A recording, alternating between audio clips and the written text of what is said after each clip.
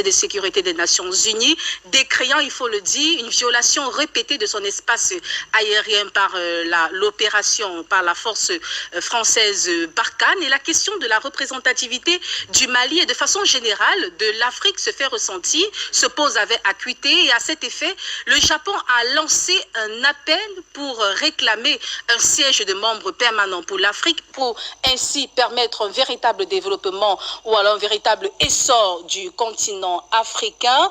Quel était justement à cet effet, entre plainte du Mali et l'appel fort et d'urgence du Japon, à quoi doit-on s'attendre? Mesdames, Messieurs, la visite du président français Emmanuel Macron en Algérie ne cesse de faire couler beaucoup d'encre et de salive. La Turquie n'est pas restée de marbre. Elle a déclaré, elle a répondu face à la sortie du président français Emmanuel Macron à Oran dans le cadre bien sûr de cette visite en Algérie et a décrié des déclarations, je cite, mensongères et inacceptables de la part du président Emmanuel Macron. Quelles étaient les réelles motivations de la part de la France à cet effet?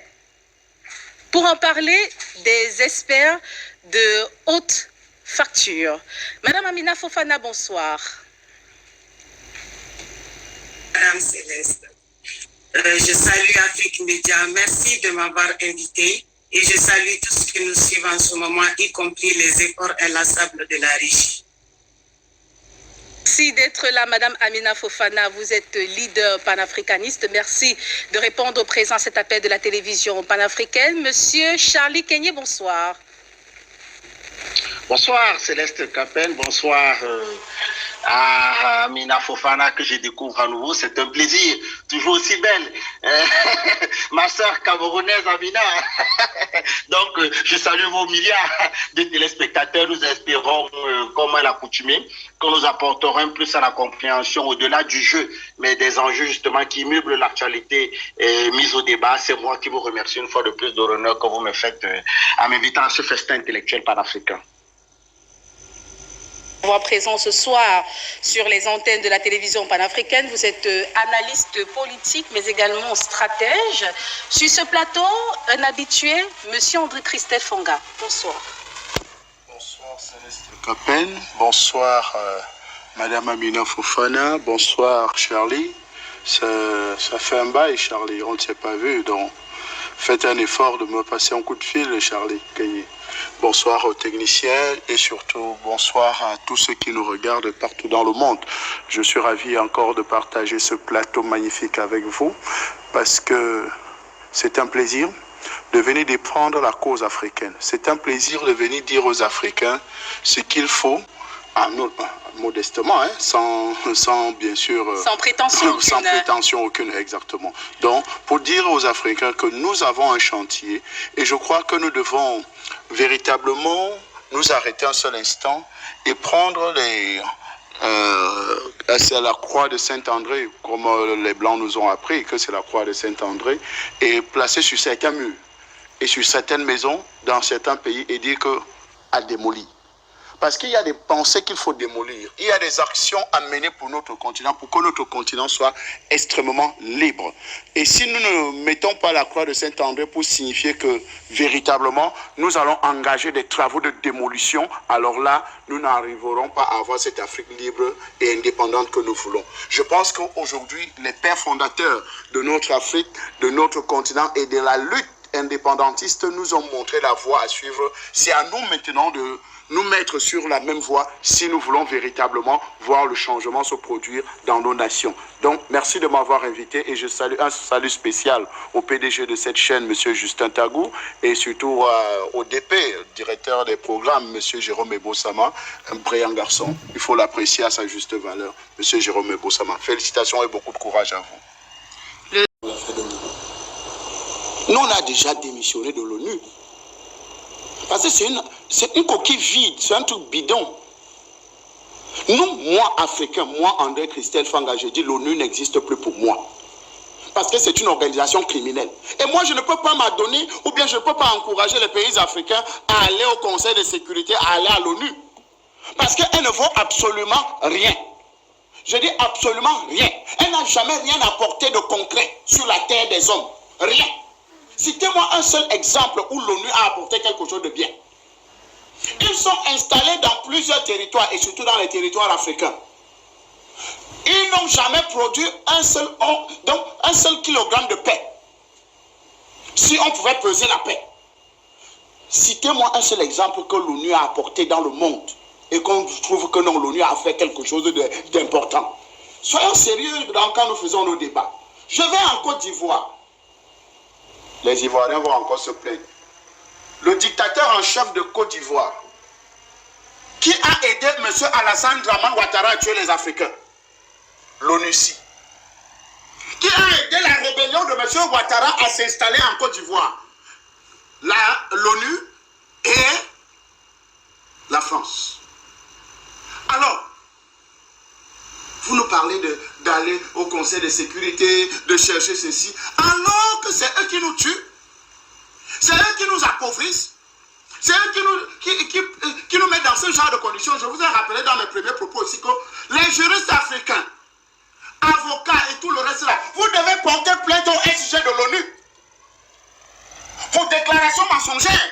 Il a dit que les Africains vont mourir de Covid, non? C'était vu au vu de tout le monde, non? Qu'est-ce que vous avez fait? Est-ce que les Africains sont alors morts de Covid? Comme on disait que ça devait être une hécatombe en Afrique. Voilà les déclarations de l'ONU. Tout ce qui est négatif. Mais je refuse. Moi, Africain, je refuse qu'on continue à nous taxer de pauvres. Je refuse qu'on continue à nous taxer de je ne sais de quel nom. Alors que nous avons tout le potentiel. D'ailleurs, même si le monde est encore en équilibre, c'est grâce aux pays africains. Madame Céleste Capen, si le monde est encore en équilibre, si le monde est encore équilibré, c'est parce qu'il existe l'Afrique. Je dis bien en matière, à tous les niveaux, que ce soit en matière de ressources naturelles et tout le reste, que ce soit les ressources humaines, que ce soit l'intelligence, le monde est encore équilibré parce que les Africains sont encore humains. Parce que face aux Africains, il y a des animaux, il y a des hommes qui n'ont plus de cœur. C'est des gens sans maîtrise. Parce qu'en réalité aujourd'hui, l'ONU aujourd'hui est devenue le cimetière de beaucoup d'Africains, de leaders africains, travaillant en complicité avec les services secrets des services d'intelligence, que ce soit français ou bien américains, pour détruire, pour tuer. Donc aujourd'hui, l'Afrique, moyen de pression, l'Afrique a le seul moyen de pression pour équilibrer le monde, c'est simplement l'unité de l'Afrique. Si les Africains se mettent ensemble, si on décide de se mettre ensemble, de commercer ensemble, de ne plus avoir des barrières. Écoutez, vous connaissez le nombre d'argent que nous dépensons pour les visas pour la France? Ou bien pouvoir aller en Europe? C'est extrêmement énorme. Alors si cet argent seulement était investi pour la libre-échange, la zone de libre-échange, comme nous disons là, l'argent des visas. Donc on fait interdiction à tout Africain de ne plus voyager. C'est-à-dire pendant un an. L'Afrique devient un boom. C'est-à-dire tous les Européens vont courir en Afrique. Parce que les gens oublient que le voyage, dans le voyage, il y a les frais du voyage. Il y a maintenant l'industrie touristique maintenant qui va recueillir beaucoup d'argent. Parce que vous allez dormir à un hôtel, vous allez manger dans des restaurants, vous allez emprunter des véhicules qui vont vous faire circuler. Donc si un seul instant, nous les Africains, nous prenons conscience que nos défis sont ailleurs. Nos défis ne sont pas au Conseil de sécurité. Nos défis ne sont pas à l'ONU. Nos défis ne sont pas à FMI. Nos défis ne sont pas à la Banque mondiale. Nos défis ne sont pas à l'OMS. Nos défis ne sont pas à l'UNICEF. Toutes ces organisations-là bidons. Alors là, nous nous remettons ensemble et nous créons une unité africaine qui va permettre que nous puissions nous développer entre nous. Parce que la vérité, elle est là. La vérité, c'est que nous avons des ressources. La vérité est que nous avons des moyens. La vérité est que nous avons un territoire. D'ailleurs, quand même, on parle des terres arabes. S'il y a un continent qui a encore des terres arabes, c'est l'Afrique. S'il y a un continent, pourquoi, n'est-ce pas, au lieu d'aller chercher une place au Conseil de sécurité, je vous prends un exemple simple, banal. D'ailleurs, je vous cite une citation de Edmond Kohl, ancien chancelier allemand, n'est-ce pas? Il ne faut pas que l'Afrique s'industrialise, n'est-ce pas? Ok. Prenons un exemple simple et banal. Si l'Afrique, nous avons le barrage Inga qui est un projet, n'est-ce pas? Depuis au moins 20 ans aujourd'hui, 25 ans aujourd'hui, le barrage Inga, ça se trouve du côté du Congo. Le barrage Inga phase 1, phase 2, ça n'a jamais démarré.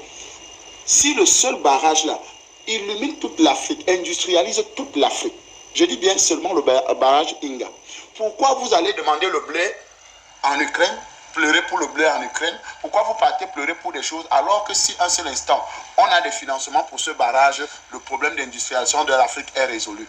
Est-ce que si un seul instant le potentiel hydraulique par exemple du Cameroun, un très grand potentiel hydraulique qui peut permettre que le Nigeria ait l'électricité, que la Guinée équatoriale ait l'électricité, que la RCA ait l'électricité et tous les pays de la zone CEMAC. Donc vous imaginez, si le Nigeria, qui est un puissant pays, aujourd'hui est véritablement industrialisé, la Guinée est véritablement industrialisée, le Congo et tout le reste sont véritablement industrialisés et qui a la lumière partout, qu'est-ce qu'on ne va pas faire? Je pense qu'on nous amène, on nous amène à réfléchir comme les Occidentaux, en pensant que non, les solutions occidentales sont les meilleures des solutions, alors que nous avons des solutions endogènes ou exogènes. Endogènes, n'est-ce pas? C'est-à-dire sur notre propre sol, qui peuvent permettre notre développement et ne pas envier les autres. Parce qu'aujourd'hui, on nous a fait croire que non, pour qu'on sente que vous êtes développé, il faut faire des grandes autoroutes. Pour qu'on sente que vous êtes développé, il faut faire des hôpitaux de référence. Pour que quel médecin vienne soigner dans ces hôpitaux? Ces médecins qui ont été justement éduqués au traitement occidentaux. Alors que nous avons des solutions aussi simples chez nous, à notre continent, qui n'ont pas besoin de la spécialité de ces médecins neurochirurgiens, neuro ceci, neuro cela. Alors que, vous savez, il y a des petites solutions que je vais constater chez nous, qui sont simples, aussi simples, et qui ne coûtent que 50 francs. Vous savez, il y a des moments qui vendent ce qu'on appelle le tabac dans les rues. Vous avez un problème de rhume. Au lieu de vous casser le machin et tout le reste, juste le petit tabac là, deux poignées, juste un peu. Un ici, deux ici, c'est terminé. À 50 francs. Mais des solutions comme ça ne peuvent pas être promues parce que on est occidentalisé. On est calqué à la façon de faire les choses des Occidentaux. Donc, Madame Céleste Capel, nous avons les moyens. Et d'ailleurs, même si l'Afrique se réveille, le monde chamboule. Il y a une représentation de l'Afrique qu'on fait souvent sur une carte. On pose une table sur le dos des Africains et les Européens sont là sur la table. Et quelqu'un dit simplement que si l'Afrique se lève un seul instant, le dîner est gâté. Et si un seul instant, nous les Africains, nous nous levons, le dîner du monde est gâté. Le dîner des soi-disant des puissants est gâté. Le dîner des soi-disant hommes qui commandent le monde, c'est fini. Ils n'auront plus de pouvoir, ils n'auront plus de capacité. Et d'ailleurs, je voulais vous donner une information. Au fur et à mesure que le continent africain commence à travailler le Made in Africa ou bien des solutions africaines, beaucoup de sociétés sont en train de fermer en Europe. Beaucoup d'entreprises qui nous envoyaient les produits avariés ou bien des faux produits aujourd'hui sont en train de faire faillite. La preuve en est, il y a les centrales nucléaires françaises qui sont en train de fermer. Oui, et ils vont fermer, bien sûr. Parce que la vérité, c'est qu'on ne nous a pas dit que la France aussi était au Mali aussi pour l'uranium. On ne nous a pas aussi dit que la France était au Mali pour l'or. On ne nous a pas aussi dit que la France avait beaucoup, par exemple, besoin de l'eau. Parce qu'en fait, il y aura une crise de l'eau en France bientôt, en dehors de la crise énergétique. Et d'ailleurs, sachez une chose, il y a un célèbre, je ne crois pas beaucoup à ce personnage, Nostradamus, qui avait dit, la France aura un jeune président antichrist. Et quand ce jeune président va arriver, la France va sombrer, va devenir un pays pauvre, très endetté. Et quand vous regardez le chômeur français qui se balade un peu de partout là pour chercher un peu de travail, qu'on appelle M. Macron, parce que les Africains croyaient que Macron vient pour un super homme. Non, c'est un chômeur. Il n'a rien à faire en France. Les Français ont seulement donné la carte que bon, ok, si, comme tu veux être président, sois président. Mais la France est déjà détruite, elle est déjà en lambeaux. Parce que la vérité, c'est que M. Macron travaille pour les Occidentaux, pour les 13 familles, travaille pour le système capitaliste, ne travaille pas pour les êtres humains, ne travaille pas pour le bien-être des Français. Donc aujourd'hui, nous n'avons pas besoin d'une place au Conseil de sécurité. Nous n'avons pas besoin d'être dans les institutions. D'ailleurs, nous sommes en matière de population, nous sommes déjà presque à égal à la Chine. Donc d'ici 2025-2030, nous serons plus que la Chine en matière de population. Et nous avons encore des terres. Donc, arrêter de faire croire aux Africains que malgré toutes les prédictions, malgré tout ce qu'ils ont prévu, que non, nous allons subir ceci, nous allons subir cela, nous sommes toujours debout, nous continuons à produire, nous continuons à faire de très grandes choses. Donc, Madame Céleste Capen, nous, Africains, nous ne comptons pas sur l'ONU, nous ne voulons pas une place, moi. Et je conseille aux autres, et surtout à nos chefs d'État, n'est-ce pas, pour ne pas donner des injonctions, que nous n'avons pas besoin d'une place au Conseil de sécurité. Nous n'avons pas besoin d'être membres de l'ONU. Nous n'avons pas besoin d'être affiliés au FMI, Banque mondiale. Nous n'avons pas besoin de tout ça parce que c'est des fausses institutions. C'est des institutions qui n'ont pas fait progresser notre continent. Et la preuve en est, les autres ont déjà créé ce qu'on appelle le Brexit, n'est-ce pas? Vous appelez ça quoi? Le BRICS, n'est-ce pas? Le BRICS. Le BRICS, c'est une façon de contrecarrer l'ONU. Et ça, tant pis pour ceux qui seront les retardataires. Parce que la plupart des pays aujourd'hui du monde commencent à cogner aux portes du BRICS. Parce que c'est en fait eux l'avenir. Surtout que se trouve là-bas la Chine et la Russie. C'est les deux pays les plus puissants actuellement du monde. Vous allez faire comment pour vous en sortir dans ce monde si vous ne faites pas partie du BRICS? Jonathan Bateguene, bonsoir.